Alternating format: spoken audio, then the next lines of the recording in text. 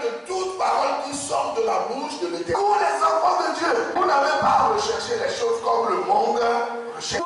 Vous êtes le royaume de Dieu. C'est l'heure de l'émission C'est encore possible, présentée par le pasteur Jean Coueté de l'église La Mission évangélique de la principale de l'Angle, MEPA, chaque jeudi à 20 h sur la RTDS.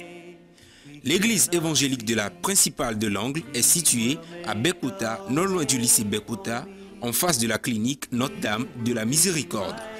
Programme de la semaine. Dimanche de 9 h à 11 h, culte d'action de grâce. Mercredi 18 h à 20 h 30, culte d'enseignement et d'intercession. Audience du pasteur chaque lundi à partir de 9 h. Vous êtes richement bénis. C'est plus que l'or, mieux que le diamant, mieux que de l'argent. Que la paix du Seigneur soit avec vous. Nous sommes très heureux d'être au studio encore ce soir pour vous apporter la parole de Dieu. Et si vous regardez derrière, vous remarquerez qu'il y a 30 jours de prière pour le monde musulman. Donc nous accompagnons aussi les musulmans parce que le désir du Seigneur, c'est que tout le monde soit sauvé. Et les bouddhistes, les fétichistes, les hindouistes, tout le monde dans le monde, partout dans l'univers, le Seigneur a donné une personne qui sauve, c'est Jésus-Christ. Et na Bouddha to ne tronsubolao ne amesia mekegele yihia mekwa apetwa na merekaji ke ola to akore de yenyi Jésus Christ. Donc ce mois, nous savons que les musulmans célèbrent vont fêter le Ramadan, n'est-ce pas? Et nous prions pour eux. J'ai laissé quelques affiches dans le studio ici à la télé. Vous pouvez venir prendre. Ça vous permettra de connaître un peu l'islam. Et savoir comment vous allez prier pour le monde musulman. Voilà, nous sommes avec le coronavirus. Ce n'est pas encore fini. Voilà, les gens sont en train de trouver des solutions dans le monde entier. Et les mesures barrières que nous avons ici, c'est de ne pas oublier de mettre vos bavettes. Le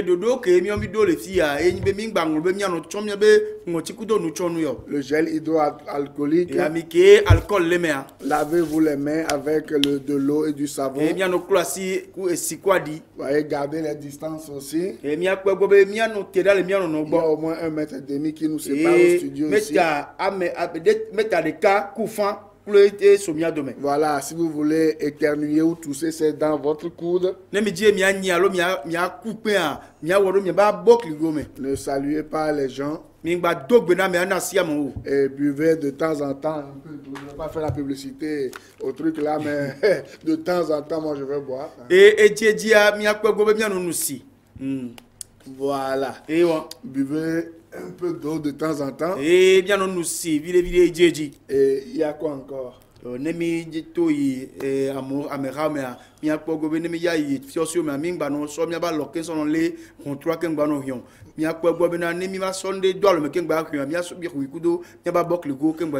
Voilà, si vous voulez, vous allez dans les supermarchés, au bureau où vous devez ouvrir les portes.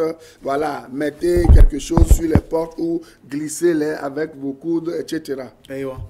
Donc, rapidement, moi, je vais passer à l'enseignement. Parce que j'ai une mission auprès du peuple.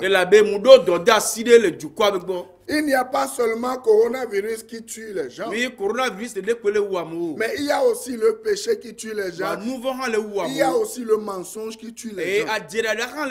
Et le Seigneur Jésus-Christ a dit, vous connaîtrez la vérité. Et la vérité vous rendra libre. Vous comprenez? Et laissez-moi vous dire qu'aucune église, comment je vais le dire, organisation religieuse n'a versé son sang pour vous sauver de vos péchés et pour vous garantir le paradis. Aucune. Et mitatima gona church rare pepe allo pour pepe muko ebe hunde anibe ya nami de quoi le jipo fia même l'église dans laquelle moi j'enseigne n'est pas une garantie pour le ciel. Et toran church que me nyam fion la muni gomedo pe na jipo yi. Assemblée de Dieu. Assemblée de Dieu catholique. Bremen. Deeper Life. Quoi encore? Et que ha. Yesu lagbe. Quoi encore? Zionto. Quoi encore? Et que ha. Toutes les églises, toutes les dénominations que je n'ai même pas citées ne garantissent pas le ciel. Il n'y a qu'une seule personne qui est Dieu, qui garantit le ciel et la vie éternelle. C'est le Seigneur Jésus-Christ. Et c'est lui que nous devons annoncer. C'est pour cela que dans Galates chapitre 1er, versets 6 à 9, la Bible nous enseigne clairement qu'il n'y a qu'un seul évangile qui sauve. C'est l'évangile de la grâce qui est garanti par l'œuvre accomplie par Jésus-Christ à la croix. Et Bible a et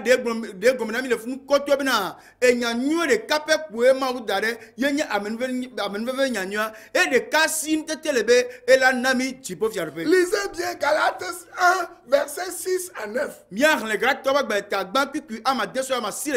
Mais parce que les gens ne veulent pas dire la vérité au peuple de Dieu, eux-mêmes ils se sont taillés quoi? Un système d'arnaque, un système de vol, et ils ont remplacé Jésus-Christ qui donne le salut gratuit par quoi? Des pratiques. Et là ben mom le tibe yo awodo ma obe do doa di o wan to va do de ani do ke di o to na kem so gbona juamo yo so finamo yo tro taguna amenve nyanyo ke de na me yo wan to vele wo obe do ji. Et ils ont créé de faux évangiles pour troubler les gens. Et on want to be pa nyabu buo ke nya lakpa nyawo so fiamo. Dans Galates pour troubler.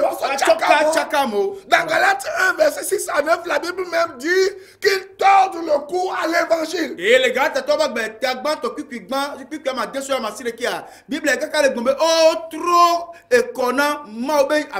parce qu'ils ont tordu le cou à l'évangile, ils ont créé plusieurs faux évangiles que je vais vous citer tout à l'heure.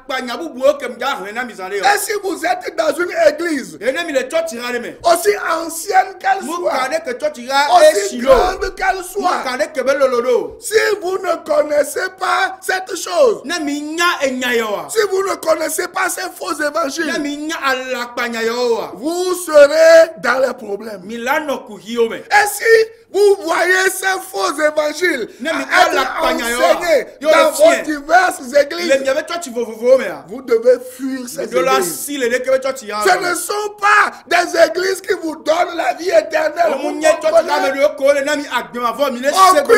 église ne sauve. Aucune dénomination ne donne la vie éternelle. Qu'est-ce qu'ils ont créé? Ils ont créé des systèmes mafieux pour voler les gens. Et ces systèmes mafieux sont caractérisés par l'évangile de la peur.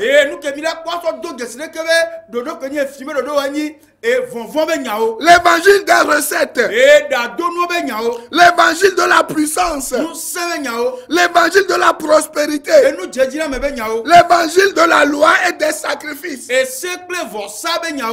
l'évangile de la gloire, l'évangile de la guérison, où on vend le sang de Jésus-Christ aux gens, où on dit aux gens que le sang, le vin qu'ils boivent deviennent du sang de Jésus-Christ et le pain qu'ils prennent deviennent la chair de Jésus-Christ. Ils font des gens des cannibales. Et ils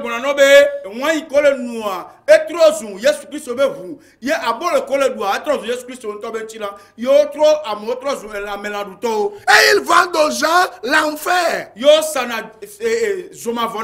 en remplacement de la dîme. C'est-à-dire on dit aux gens que lorsque vous donnez votre dîme, lorsque vous donnez vos offrandes, lorsque vous faites les bonnes œuvres, lorsque vous pratiquez la loi, vous irez au ciel. Or, ce n'est pas ce que Galates 2 verset 16 nous dit. dit.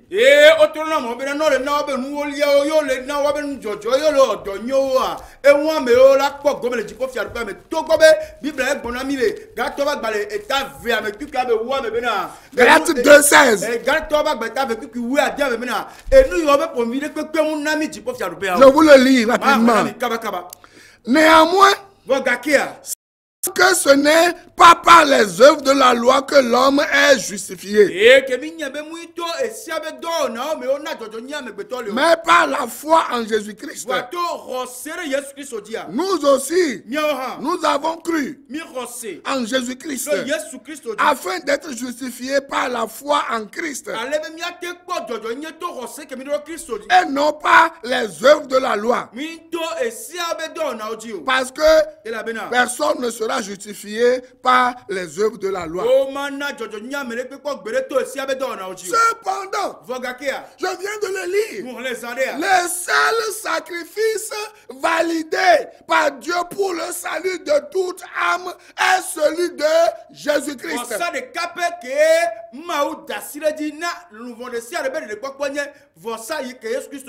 Tous les faux évangiles que je viens de citer ne sont pas valables. Et la Bible le confirme. Vous comprenez? Ce n'est pas l'argent. Hein? Ce n'est pas l'argent, hein? Qui sauve quelqu'un. Vous comprenez? Ce n'est pas les œuvres qui sauvent quelqu'un. Ce n'est pas la loi qui sauve quelqu'un. Et ce faisant, ils trompent les gens. Ils ont trompé les gens pendant des décennies. Lorsque Jésus-Christ était sur la terre, les sacrificateurs juifs, vous savez, la Bible dit qu'il n'y a rien de nouveau sous le soleil. Lorsque Jésus-Christ était sur la terre, il était confronté à quelque chose. Il était confronté à quoi? Aux vendeurs d'illusions. Dans le temple de Dieu.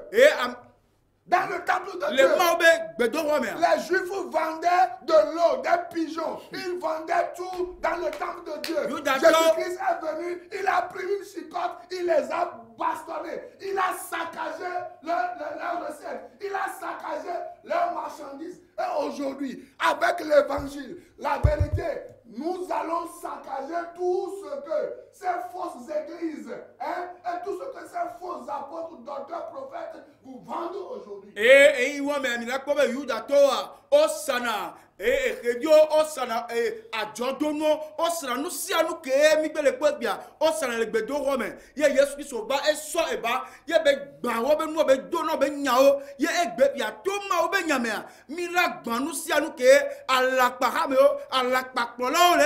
Parce qu'aujourd'hui, l'heure n'est pas là. Il n'est pas l'heure de dire aux gens. Parce qu'il y a coronavirus. Il va donner la dîme, il va donner les offrandes, il va donner ceci. Vous me comprenez? Ce que nous devons enseigner aux gens, c'est la repentance. C'est le salut gratuit. C'est la justice. Ce que nous devons annoncer aux gens. Nous ne devons pas annoncer le tabernacle. Vous comprenez? La façon dont le tabernacle était fait dans le temple, hein? Est-ce que c'est la même chose qui était fait, qui est encore fait aujourd'hui? Les choses ont changé. Selon Hébreux 7, le sacerdoce a changé. La façon d'adorer Dieu a changé. Dieu ne demande plus rien avec force, avec contrainte à personne. Jésus-Christ seul a payé le prix. Et aujourd'hui, où les choses sont devenues difficiles, on se pointe encore à la télé, à la radio pour encourager les gens à donner l'argent. Pour maintenir l'ancien système, le vieux système. On veut profiter des gens. Moi, je ne suis pas d'accord. Je vais dire la vérité. Et laissez-moi vous dire, la foi ne vient pas des églises. Vous comprenez? La foi ne vient pas des informations qu'on vous donne. La foi ne vient pas des fausses informations qu'on vous donne. La foi vient de la parole de Dieu. Et ce que nous devons prêcher aux gens, c'est la repentance. C'est le salut gratuit en Jésus-Christ. Ce n'est pas la loi. Ce n'est pas la dîme. Ce n'est pas les offrandes. Non. Parce que Jésus-Christ revient bientôt.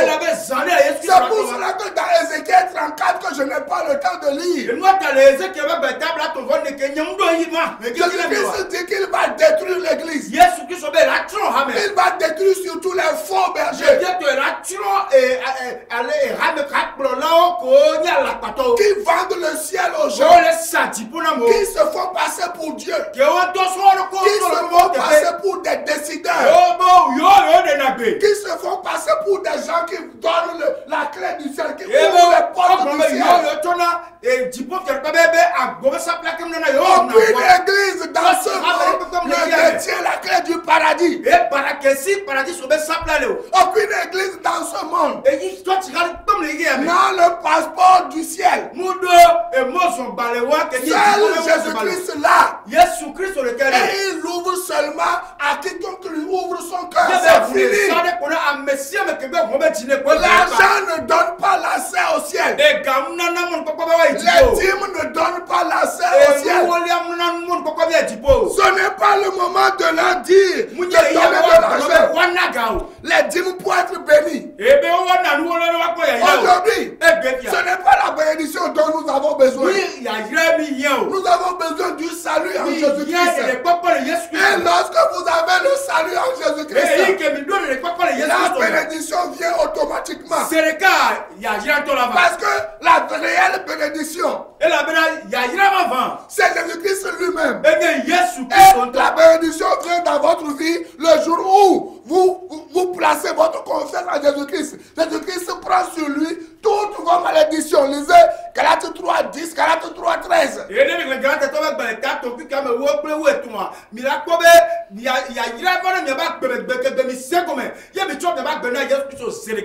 Maintenant,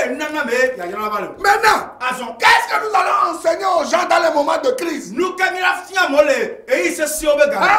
que nous allons les encourager à donner la dîme? Est-ce que nous allons les encourager à donner le peu qu'ils ont, les gens qui n'arrivent pas à payer quoi? Le loyer, certains n'arrivent pas à payer. Comment? Ça m'énerve.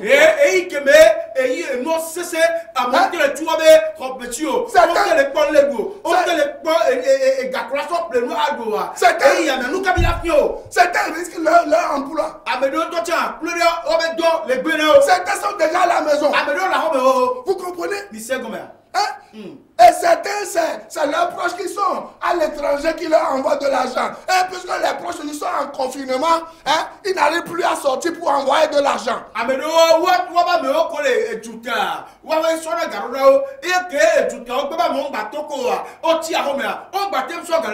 vous venez à la télé pour dire aux gens de prendre Dieu comme priorité et de donner la dîme, de donner ceci. Hey!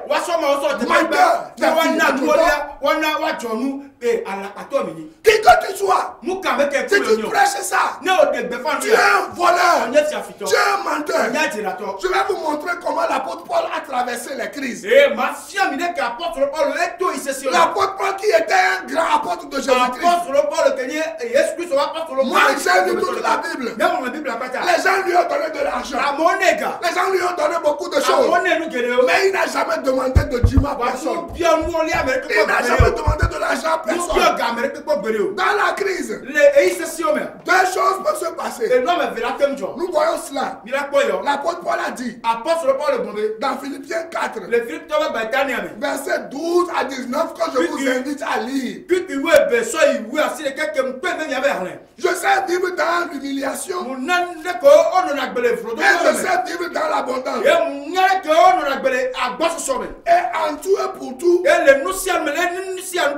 appris à être rassasié et avoir faim, être dans l'abondance et être dans la disette. Je ne peux tout pas celui qui me fortifie. Vous voyez, l'apôtre Paul qui était le plus grand des apôtres, dans les moments de crise, il dit qu'il sait vivre dans l'abondance. Il sait vivre aussi dans la disette. Ça veut vouloir dire qu'il va y avoir un moment dans la vie où l'église aura des besoins. L'église, l'apôtre Paul dirigeait plusieurs églises. Il était patron de l'église de Jérusalem. Et toutes les églises envoyaient de l'argent à l'église de Jérusalem. Mais malgré tout ça, l'apôtre Paul lui-même était un faiseur de temps. Il travaillait. Je n'ai pas le temps, sinon j'allais vous dire tout ça. Il ne dépendait de personne. Vous voyez, dans les moments de crise, les clergés doivent apprendre à vivre dans la disette et dans l'abondance. Ce que Dieu leur donne, ils prennent. Ce que Dieu ne leur donne pas, ils n'imposent pas ça aux églises.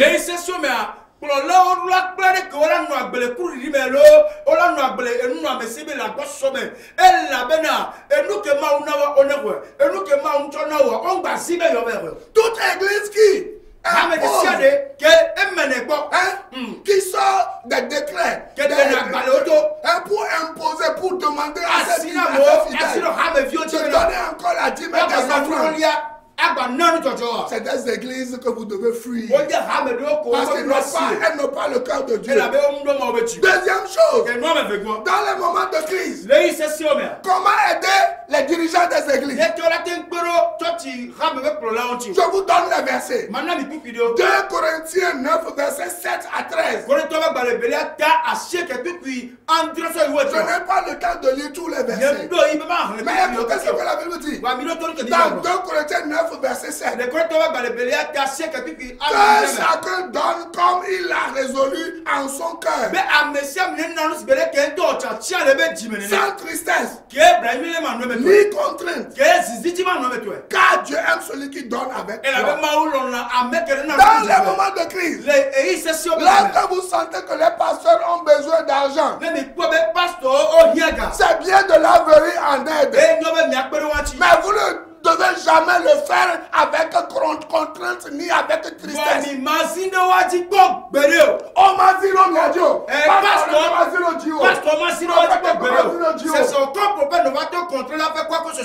Aucun dirigeant d'église ne doit te menacer avec l'enfer en te demandant de venir donner et en te disant que si tu ne donnes pas, tu vas aller en enfer.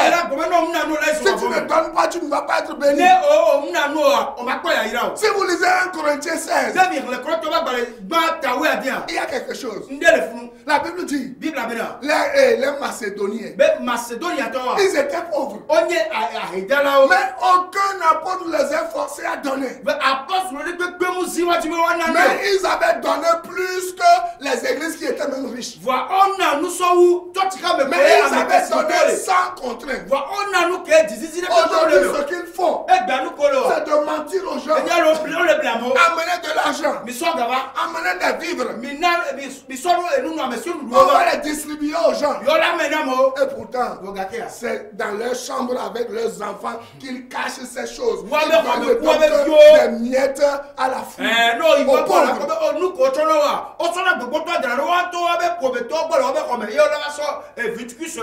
Le ciel n'est pas à vendre. Le salut en Jésus-Christ est gratuit. Hébreux 10, 4. Hébreux 10, 10. Hébreux 10, verset 14. Et en 5 minutes, ce que je vais développer prochainement, laissez-moi vous dire qu'ils vont vous mentir également en vous disant que vous devez boire le sang de Jésus-Christ. Que le sang de Jésus-Christ est un vaccin ou est un sérum contre coronavirus. Pour que le sang de Jésus-Christ est une arme offensive ou défensive contre le diable et ses démons contre les maladies. Alors, Jésus-Christ moi,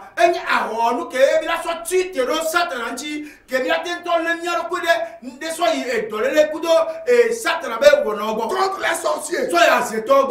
Mais laissez-moi vous dire que la seule mission que le sang de Jésus-Christ a reçue, c'est d'effacer tous nos péchés. Et ils vont vous parler de Exode 12. Je vais vous dire quelque chose. Le sang de Jésus-Christ ne combat pas Satan et les démons. C'est un enseignement que j'ai donné pendant 6 mois sur Radio La Grâce.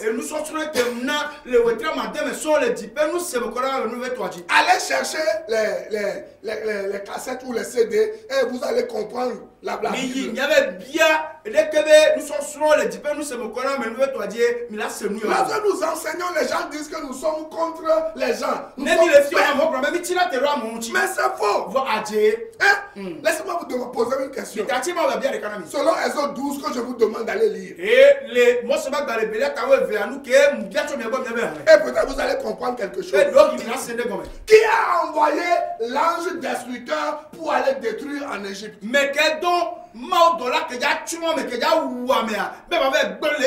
Je te pose la question. C'est Dieu. Est-ce que l'ange destructeur c'est un démon? Dieu a envoyé un ange destructeur qui a reçu l'ordre de tuer les premiers-nés, les gens qui ne vont pas marquer leur linteau des portes avec le sang de l'agneau.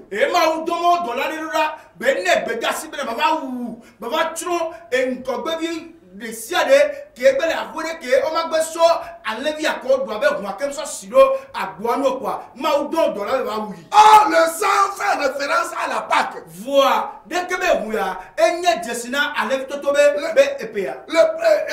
La Pâque est le symbole de Jésus-Christ. Jésus-Christ qui est crucifié et ressuscité. Donc ça veut dire que ceux qui ont marqué le sang des animaux sur leur poteau disent qu'ils ont reçu Jésus-Christ comme celui qui les protège, celui qui les sauve. Parce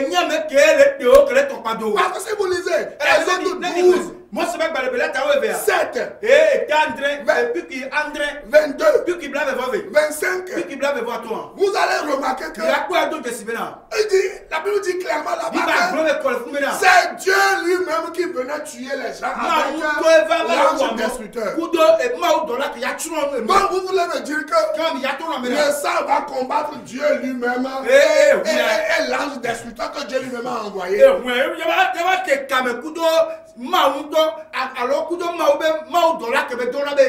Ce qui protège quelqu'un, ce qui protège un chrétien, ce n'est pas le sang de Jésus-Christ qui le voit. Vous comprenez? Première chose, c'est son appartenance à Jésus-Christ. Dieu devient son Père. Colossiens 3:3. Sa vie est cachée en Jésus-Christ. Deuxième chose, ce qui protège un enfant de Dieu, ce n'est pas le sang de Jésus-Christ. Vous savez ce que c'est? C'est sa vigilance. Si vous vous gardez vous-même, le diable ne vous touche pas. Si vous ne vous laissez pas dirigez pas les séducteurs, les vieux chevaux.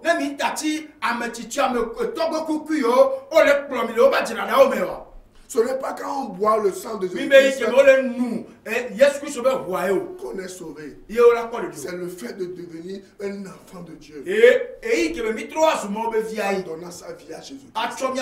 C'est seulement en ce moment-là qu'on est sauvé. Si vous n'êtes pas encore sauvé, dites avec moi: Seigneur Jésus, je viens d'écouter ta parole. Je reconnais mes péchés. Je te lève le main. Pardonne-les-moi. Donne-moi la vie éternelle. Je t'assure comme mon sauveur personnel. Merci parce que tu m'as sauvé. Amen. Amen. Maintenant, vous pouvez nous suivre également. Chaque lundi, de 6h à 6h15, sur la radio La Grâce 89.1. Chaque mardi, de 14h à 14h25 sur Radio La Grâce. Chaque mardi de 15h à 16h sur Radio La Grâce. Que le Seigneur vous bénisse. Radio La Grâce c'est 89.1. Radio La Grâce c'est Blani voici les 4 de FM. Que Dieu vous bénisse. Que Dieu vous fasse du bien. Fuyez les menteurs.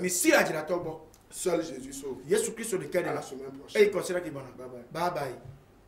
Cette émission vous a été offerte par la mission évangélique de la principale de l'Angle en collaboration avec l'Institut de théologie appliquée MEPA ITA, site à l'étage de l'immeuble La Maison de la Grâce Souveraine de Dieu, en face de la clinique Notre-Dame de la Miséricorde, non loin du lycée de Bekota.